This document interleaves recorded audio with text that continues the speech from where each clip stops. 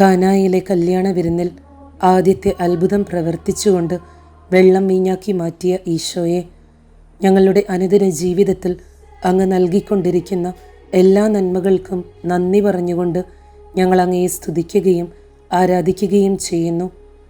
തൻ്റെ സമയം ഇനിയും ആയിട്ടില്ല എന്ന് തിരിച്ചറിഞ്ഞിട്ടും പരിശുദ്ധ അമ്മയുടെ മാധ്യസ്ഥത്തിൽ കാനായിൽ അത്ഭുതം പ്രവർത്തിക്കാൻ തിരുമനസ്സായ കർത്താവെ, തിരുസഭയും അവളുടെ പുരോഹിതരും ഇന്ന് നേരിട്ട് കൊണ്ടിരിക്കുന്ന എല്ലാ പ്രശ്നങ്ങളിലും നടത്തുന്ന എല്ലാ ആത്മീയ പോരാട്ടങ്ങളിലും അങ്ങയുടെ വലിയ ദൈവിക ഇടപെടൽ അനുഭവമാകാൻ കൃപ തോന്നണമേ.